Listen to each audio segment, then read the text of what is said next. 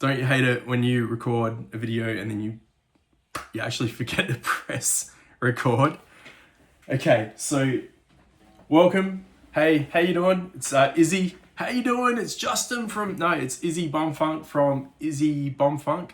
Okay, I've changed my channel name, as you may have seen or you may not. But yeah, I just wanted to talk to you today because I'm pretty excited. I have a new guitar. I've just gone through this whole thing, man, and then I realized that I wasn't recording. How dumb do I feel? Anyhow, excited because I have this Greco Sparkle Sounds strat copy. Right? I think it's from the lawsuit era. It's a made in Japan 1977 build. It's in super duper, really good condition. You'll see here, it says L77. So the 77 signifies that it is a 1977 build. You see how good a nick it is in for a 49-year-old guitar.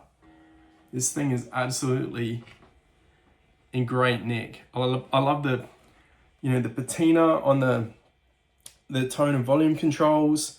You can see it's actually, it's got some wear and tear a little bit, but like you see the chrome tuners, they're kind of like wearing a bit. Yeah, they got the Greco branded tuners. They're those old school tuners where like you don't have to worry about getting your fingers stabbed by the high E string, like locks inside there. The only problem I really had with buying this guitar is when I went to play it, my low E string was slipping off the side a little bit. So I found some YouTube videos to help me adjust the neck a little bit. I undid these slightly, the neck screws, just like half or quarter of a turn. And once you do that, you actually you push or pull, depending on what side you're holding the guitar. You push towards the treble side, and it would be the opposite if your high E string was falling off. You'd pull towards the bass side in that case, and then you reset this, like tighten up the screws, and it just moves the string a little bit in the direction that you want it to go, so that it's less likely to fall off. So, I mean, this guitar may have had a setup. I'm pretty sure it would have been set up from the place I bought it from, but it might have been set up a long time ago. Like maybe it's been on the shelf there for 6 months. Where I actually bought it from, guys, is a place called Cool Old Guitars, and they're based in Sydney, but they also have a shop in Brisbane. And yeah, they specialize in Japanese vintage guitars, but they also have a bit of everything, like they take trade-ins, etc. Why did I buy this guitar? I bought this guitar because my next door neighbor, James, who happens to own or is a part owner of Wizard Tone Studios here in Adelaide, where I live, he recommended this one. I was tossing up with maybe going for a slightly newer one, but ended up going with this one. My family gave me a voucher for my birthday, and this is what I wanted. So yeah, it's a 49-year-old guitar. It's old. It's like 4 years older than me. It's pretty crazy when you think about it. Pretty crazy, man, that it's in such good nick. Like, something that has, actually gets handled by people and used, and it's still pretty much undamaged. It's kind of a thing of art, thing of beauty, like a work of art, really. Yeah, so I'm gonna admit I know absolutely, or not. I'm not gonna say absolutely nothing about playing electric, but it's definitely not my wheelhouse, and I feel like it's a learning curve for me. So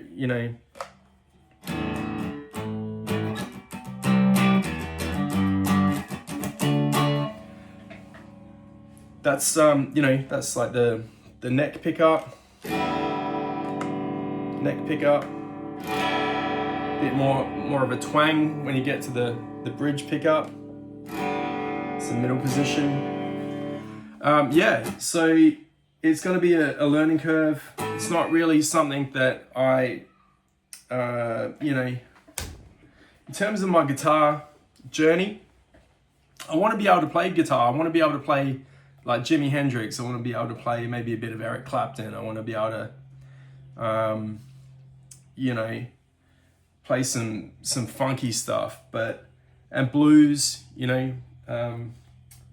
But yeah, most of my guitar journey so far has been acoustic because that's mostly what I've had. I have owned a couple of electric guitars back in the day when I was learning back in the day, and more recently actually, but I had a Olympic white Mexican Strat.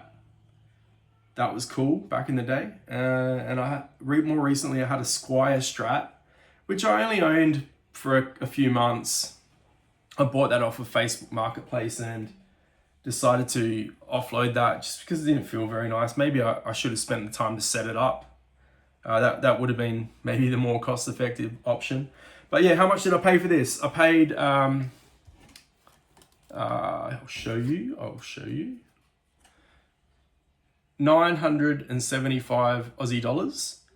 And from this shop, Cool Old Guitars, their price includes nationwide shipping in Australia, but they also ship internationally. So if you're from overseas, you know, if you're interested, check them out. I'll put a link in the description, guys.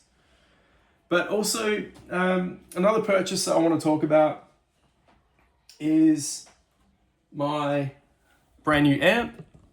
It is a Boss Katana Gen 3 50 watt.